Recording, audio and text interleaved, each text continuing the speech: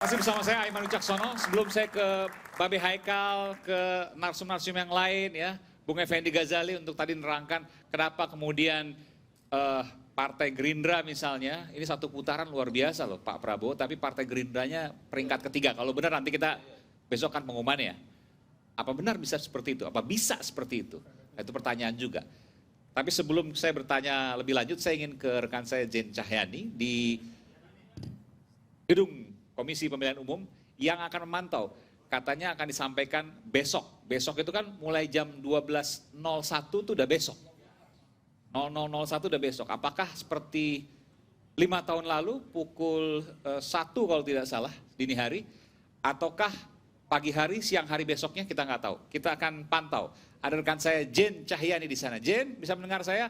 Informasi paling akhir dari Komisi Pemilihan Umum, silakan.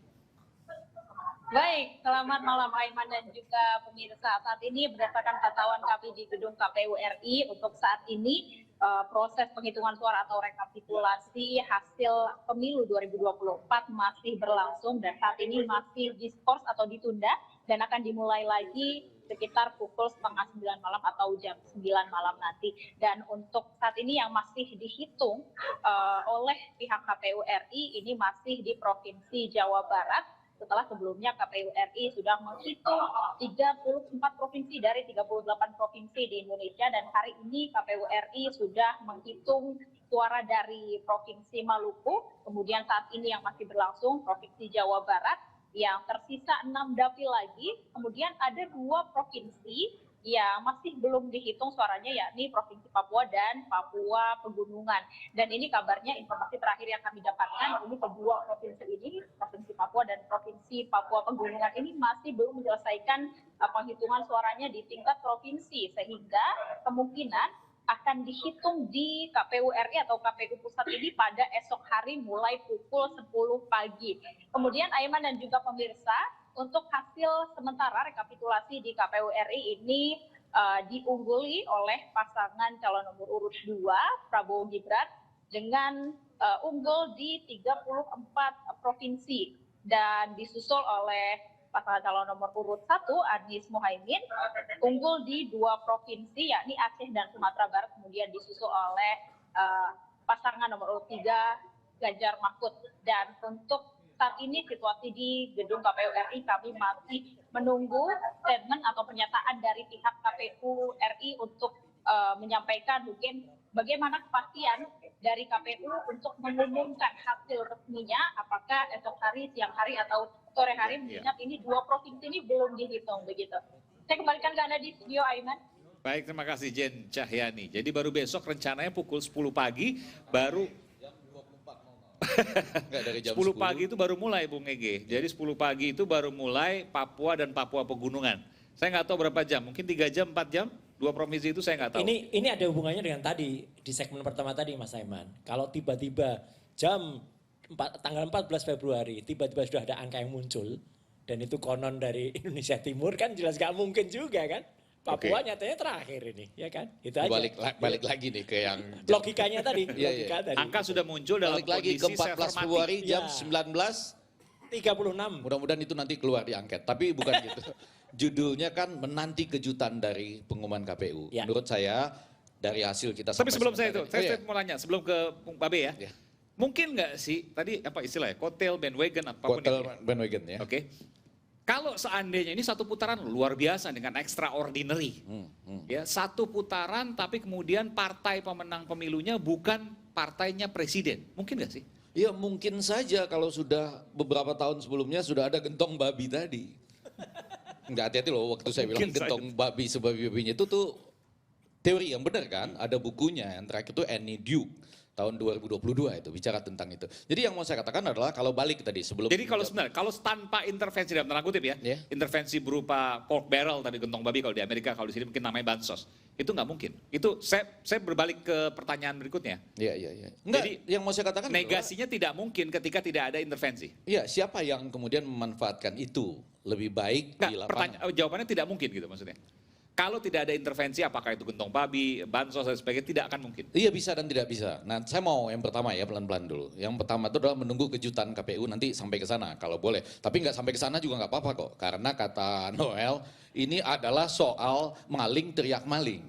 Ini semuanya maling atau cuma partai-partai tertentu? Enggak bukan. Ini agak penting loh ini. Sampaikan dari awal bahwa ini curang, pemilu ini akan ini dan sebagainya loh. Tapi lucunya mereka ikut pemilu tuh. Mereka ikut gitu ya. Harusnya jangan ikut dong bahwa pemilu hari ini curang, kami tidak ikut pemilu. Itu baru benar. Gitu loh. Dan pernyataan itu keluar sebelum terjadinya pencoblosan. Dia sudah menyimpulkan bahwa pemilu nanti itu curang. Gitu. Nah itu kan tidak fair. Maling teriak maling buat semua. Makanya pernyataan itu Buat pantas semua. orang culas. Ini maling ini di atas culas nih. Gitu loh. Orang culas ini menyampaikan kecurangan. Mereka tidak punya hak moral untuk menyampaikan itu sedikit pun. Gitu. Karena mereka wataknya Nah, ada culas. pertanyaannya, maling teriak maling ini semua. Enggak, yang menyampaikan pertama nih, mengorkestrasikan pertama. Jadi kemudian Bung Cuma Prof sebagian aja. menyampaikan sekarang ya, saya tidak mau menyampaikan Bung Raffi dan kawan-kawannya Di, culas. di Kaltara pakai uang nggak? Enggak. Nyampein tuh kawannya Bung Raffi itu. Ya, oke, balik menunggu kejutan dari KPU. Saya rasa kejutan kalau betul-betul KPU mau kasih kejutan buat kita semua besok. Pertama saya rasa ya mahasiswa ini juga mahasiswa tepuk tangan terus yang ini benar tepuk tangan, yang itu salah juga tepuk tangan. Saya Karena jadi bingung. dukung, nggak Apa? apa-apa. Oh dukung beda-beda ya? Iya. Nggak, maksud saya kita tunggu besok KPU itu pertama kali membuka sidangnya dengan mengatakan Sirekap itu adalah, nah itu menarik tuh. Nah, itu. Iya, itu baru kejutan. Kenapa? Kenapa Sirekap sampai jadi saat- penting? Padahal ya, komisioner KPU selalu mengatakan Sirekap tidak dijadikan acuan untuk penghitungan manual. Kenapa situ buka? Kenapa situ bawa? Kenapa situ bikin? Ya kan? Itu menjadi penting. Oh iyalah. Yang digugat Bung Roy. Siapa aja gugat. Miliaran Bukan anggarannya cuma Sirekap itu. Anda bisa bikin sesuatu yang kemudian bikin orang berkelahi, ya kan? Bikin orang saling tidak percaya. Yang akhirnya dimatikan juga. Dimatikan, dibuka lagi dan segala macam. Itu kan betul-betul bukan algoritmanya pemilihan umum. Algoritma pemilihan umum yang terkait dengan teknologi informasi. Satu, seluruh peserta pemilu tahu persis sistemnya apa, harganya Nggak, apa, tapi begini, di ini mana harus juga dibuatnya. jelaskan. Yang kedua tahu keunggulannya, sebentar. Yang keempat tahu kelemahannya. Karena itu mereka saling bisa menjaganya. Dan yang keempat itu ada update setiap biasanya di berbagai negara 6 jam sekali. Oke, gini, kalau ini harus dijelaskan juga. Kalau bicara kecurangan misalnya, Sirekap yang tidak dijadikan acuan untuk penghitungan manual, Iya. ya Enggak, kan? saya nggak mau tuh. Nanti kalau kita lama nih. Enggak, nanti saya nggak mesti Bung Ege, tapi siapapun yang bisa menjawab ini. Artinya begini, Sirekap tidak dijadikan, ini kan pernyataan komisioner KPU, Sirekap tidak dijadikan acuan untuk penghitungan manual. Lalu kalau seandainya tidak dijadikan, itu bermasalah, kecurangannya di mana? Itu kan menjadi logika publik tuh. Justru kalau menurut saya Sirekap itu tidak boleh kemudian dinafikan begitu atau bahkan dimatikan. Karena kita tidak bisa mengkontrol ya perhitungan manual, apalagi manual berjenjang itu tanpa ada instrumen. Karena kalau dinyalakan hasilnya ngaco. Kan jelimet kan? Justru itu. Kenapa Sirekap yang ngaco terus kemudian Kan jelimet kan? disalahkan? Kan jelimet kan? Iya kan? Dan Jadi tidak, besok tidak harusnya- digunakan untuk acuan Harusnya penghitungan. Sirekapnya dibuat yang benar, apalagi sudah ada MOU dengan kampus ternama di Iya, iya. Bandung. Itu benar, itu mengawasi yang perhitungan yang manual tadi. Enggak. Karena Jadi gini. jelimet besok Gini, Bang Egy, KPU untuk kejutan bagi kita semua membuka rapat rekapitulasinya dengan menjelaskan setelah menyaksikan rakyat bersuara dan setelah memperhatikan seluruh masukan dari seluruh rakyat Indonesia, maka dengan ini KPU memulai rapat rekapitulasi. Agenda pertama menjelaskan Sirekap adalah itu aja. Dan mengakui Bang Ege. Enggak usah dan mengakui. mengakui kami salah. Enggak kami usah. telah berbohong bahwa waktu itu Enggak kami usah. mengatakan Sirekap tidak menggunakan cloud di luar negeri. Enggak usah. Itu Enggak baru usah. saya puji. Sirekap Udah adalah bohong kok kemarin. Sirekap adalah, coba kalau bisa menyelesaikan definisi itu aja, hebat. Gak usah nunggu kejutan lain. Gak usah nunggu kejutan lain. Buka, Setuju. tok, sudah berdoa apa segala macam, menyanyikan Indonesia Raya dan seterusnya. Agenda KPU untuk rekapitulasi ini kami mulai dengan menjelaskan sesuai permintaan rakyat Indonesia, rakyat yang mana? Rakyat bersuara. Oke, apa itu? Sirekap. Sirekap adalah titik-titik. Coba deh, jelaskan. Kalau nggak bisa, nggak usah lanjutkan lah. Bung Noel mau ngomong. Ya, saya rasa kejutannya sih nggak ada ya. Tapi penting untuk Ada, disampaikan. sampai hari ini harus saya sampaikan, sampai hari ini berdasarkan perhitungan, P3 itu pasti belum 4%. Ini belum kemudian bisa kita simpulkan. Tapi kita lihat apakah kemudian P3 bisa 4%, tidak, itu menjadi berita yang besar untuk besok. Oh Itu gitu. salah satunya. Jangan-jangan PSI Satu lagi, nah 4% itu. juga. Tidak ada yang tahu juga. Jangan-jangan- Kalau PSI agak tapi jauh. kalau jangan-jangan dilihat partai sekarang. salah Tetap input itu kan masuk. gini Bung Roy, acuannya kan tetap C1 ya. C1 itu karena hampir semua partai memiliki dokumentasi S1. C1 itu penting. Karena kan tahapannya setelah setelah pengumuman kan ada proses penghitungan manual. Itu yang menjadi dasar KPU dalam merujuk dalam hitungan mereka. Jadi saya rasa tidak ada hal yang menakjubkan lah besok. Bahwa besok diumumkan pemenangnya siapa. Kemudian kok bisa ya Gerindra malah nomor 3 partainya. Disitulah tidak adanya kecurangan. Kan semua terjawab. Kalau seandainya mau curang, ya sudah Gerindra aja dimenangin. Tunggu, Ngapain tunggu. PDIP Saya juga harus yang tanya juga, dimenangin? tidak ada kecurangan. Semua Apa terjawab terlalu dini Anda gitu loh. mengatakan Kenapa? itu? Kan Apakah terlalu dini untuk mengatakan tidak ada kecurangan hari ini? karena narasi dari awalnya PDIP dengan Hastonya sudah menyampaikan ada kecurangan-kecurangan, ada intimidasi-intimidasi. Loh mana buktinya PDI nomor 1, Gerindra nomor 3 yang katanya di endorse oleh Pak Jokowi. Mana gak ada. Kalau dia benar-benar diintervensi oleh Pak Jokowi itu punya instrumen kekuasaan. Sangat mudah untuk melakukan kecurangan. Tapi kan tidak dilakukan. Buktinya apa? Gerindra itu nomor 3. Nomor 1 itu PDIP. Nomor 2 itu Golkar. Nah, kalau bicara tentang kekuasaan, Pak Jokowi punya kepentingan sekali untuk bagaimana memenangkan Pak Prabowo dan memenangkan Gerindra. Dan mengalahkan namanya partai oposisi atau PDIP Perjuangan kan tidak dilakukan Gak apa-apa hal Bang itu. Donald. Kalau Gitu. saya concernnya Bang Aiman di Sirekap tadi, misalnya gini Bang Donald. Harusnya yang benar, enggak harus balik gini aja. Untuk evaluasi juga ke depan. Itu Kalau benar. Sirekapnya Itu betul, betul. kalau Sirekapnya betul, enggak perlu lagi pendudukan manual berjenjang. KPPS itu ada di 820.223 TPS. Udah dari situ saja masuk masuk ke Sirekap, Oke. Sirekapnya benar, OCR-nya benar, amannya selesai 1-2 hari selesai. Oke. Kalau Sirekapnya benar, udah clear. Semua bisa mantau di Semua situ. bisa mantau, semua bisa dan nggak ada lagi hitung-hitungan curi-curian suara tiba-tiba ada partai salah input. Ya. Tapi ketika Sirekapnya sekarang oke lah, kita fakta di depan mata Sirekapnya nggak beres. Error. Error. Sirekapnya konyol Sirekapnya dan nggak harus beres. bertanggung jawab terhadap miliaran Oke. rupiah. Lalu KPU bilang bahwa Sirekap ini nggak digunakan kok untuk acuan yang kami Lah gunakan ngapain C1. juga? Ngapain juga Kayak dibuat hasil. Sirekap? Kalau nggak digunakan, ya udah dari awal kalau gitu pendudukan manual Pertanyaannya, berjenjang. publik akan menanyakan gini, curangnya di mana?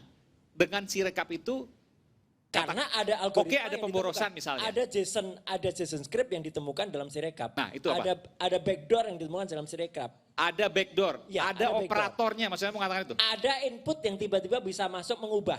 Ada tiba-tiba suara yang tadinya sekian, tiba-tiba Oke. bisa berubah, tiba-tiba kecamatan bisa ubah, tiba-tiba Itu KPU Mas Hasto pusat pernah bicara soal itu dalam. Mas Aiman udah ngomong 4 kali saya ngitungin, nggak dipakai. Loh, justru itu. Nggak Beb. dipakai. Justru Real itu count ngapain? aja udah. Lah Forget iya. it. Forget it. Real No more count-nya- talking about Sirekap. Sirekap. Nah, kalau nomor abot Sirekap, KPU harus bertanggung jawab terhadap miliaran rupiah yang dipakai buat Sirekap. Itu uang rakyat, uang kita. Tanggung jawabin. Lah iya, udah. Boleh nggak Tapi saya kecurangan sedikit Silakan, menjelaskan silakan, begini.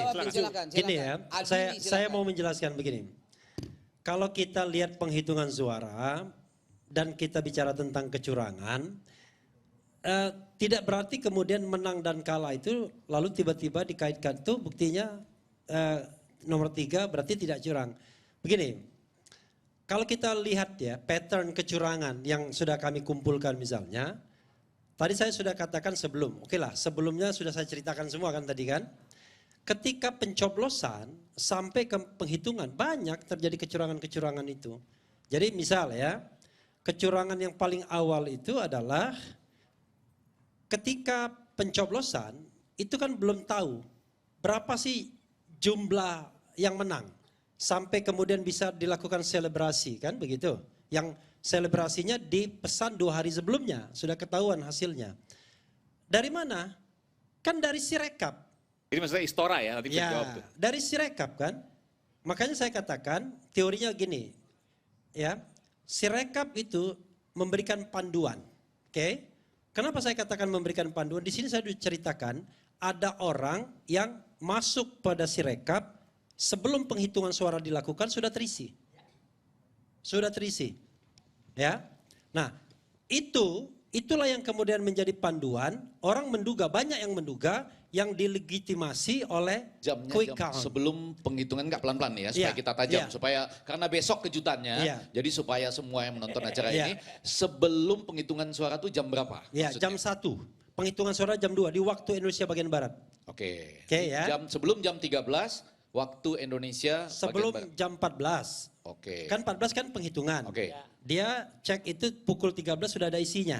13 waktu Indonesia bagian barat. Ya? Iya, bagian barat. Dan dia cek di daerah bagian barat juga. Oke. Ya, Karena kalau clear. ngecek bagian timur Iya, bisa ada. udah ada Oke. isinya. Jadi Nah. jam 13 waktu Iya. Indonesia bagian barat Iya. ngecek Iya. TPS-TPS yang Iya. masuk dari waktu Indonesia Iya. bagian barat. Nah, lalu kemudian ini kan dilegitimasi oleh quick count. Quick count itu semua mengatakan 56, 57, 58. Ya. Ya kan? Makanya saya katakan lalu dibalikin lagi yang Sirekap yang berevolusi sejak hari pertama nggak pernah berubah angkanya. Kita nggak ngerti masuknya yang mana duluan. Pokoknya 56, 57, 58 sampai kemudian terus. Dengan penggelembungan yang Iya. sudah dicoret-coretin, Iya. sudah diperbaiki, tidak berubah. Tetap sama. Ya. Lalu pertanyaannya adalah dari mana kemudian perasaan menang itu ada, ya kan? Kan dari Sirekap, ya kan? Bukan dari mana-mana. Karena waktu penghitungan manual itu Belum ada apa? belum ada apa-apa. Nah saya mengatakan, ini teori saya ya, maafkan saya kalau tidak berkenan. Ini Sirekap itu memang alat bantu, tapi alat bantu kecurangan. Maksudnya? Iyalah. Jadi Anda Dia ya. memandu 56, 57, 58% Oke. itu. Jadi nanti Ketika hasil yang akan kemudian- diumumkan iya. besok pasti akan Iya, mirip dengan iya, Sirekap iya, yang salah iya, waktu itu. Iya. Nah, ketika kemudian berproses Sirekap ini shocking, mengejutkan. Kenapa? Karena setelah adanya penggelembungan suara Ya. yang banyak ditemukan di seluruh Indonesia, laporannya ada itu kami. Kemudian ditemukan yang namanya pemalsuan C hasil, yang ditemukan orang Amerika di Indonesia, dia sisir banyak sekali yang C hasil yang dipalsukan karena tanda tangannya sama semua. Dan fenomena-fenomena Oke, ini lainnya. baru muka, ya, oke. Iya kan? Ini dugaan ya? Iya, Oke. diduga. Lalu tetap angkanya sama. Ya, ya, Maka logika saya mengatakan, waduh ini kebanyakan jurangnya. Maka kemudian ditutup Sirekap, direkonsolidasi Sirekap agar jangan melebihi 58%. Kan itu logikanya. Kalau Karena dibuka dugaannya bisa kebanyakan- lebih dari 58% Iya, untuk pasangan 02. Iya, kalau kebanyakan nanti orang bingung. Loh dari mana ini kebanyakan? Kan kita bicara mengenai 45 juta DPT yang bermasalah. Oke lah, ada yang mengatakan direkonsiliasi paling tidak ada yang 20 juta yang masih standby loan. Yang bisa digunakan, dideploy sewaktu-waktu. Lalu ada surat suara yang tidak terpakai. Itu juga yang mempermasalahkan, misalnya dipermasalahkan terhadap partai tertentu. Karena tiba-tiba surat suara yang tidak terpakai ini dijadikan angka dia. Jadi yang namanya modus kecurangannya itu banyak sekali. Tapi sekali lagi saya mengatakan ya, kalau kita hanya berdasarkan hitungan-hitungan, apalagi hitungan itu didasarkan pada algoritma misalnya, putus asa kita. Yang harus kita kontrol 823.220 TPS. Dan tidak ada satu partai pun yang memiliki lengkap C1 semuanya. Kalaupun memiliki lengkap belum tentu asli. Itu persoalannya. Jadi udahlah kita tidak bisa menutup mata kalau ada gentong sebabi-babinya. Kalau ada aparat di sana, kalau ada fasilitas negara yang dibuat, kalau ada keberpihakan. Ya ini memang pemilu yang sebabi-babinya juga, gentong babi. Oke, kita kembali saat lagi. Saya akan beri kesempatan ini untuk Bung Noel dan Babe untuk menjawab ini. Jadi tadi kalau saya simpulkan sedikit ya, dugaannya adalah kenapa kemudian Sirekap itu menjadi penting. Karena Sirekap tadi Anda katakan itu menjadi acuan untuk dugaan kecurangan. Pada tanggal 14 Februari pagi itu sudah isi. Nanti Mas Roy, nanti saya beri kesempatan. Ya. Jadi hasil yang akan diumumkan besok, Anda menduga pasti sama dengan Sirekap yang bermasalah. Iya. Kita akan kembali saat lagi, tetaplah bersama kami di Rakyat Bersuara.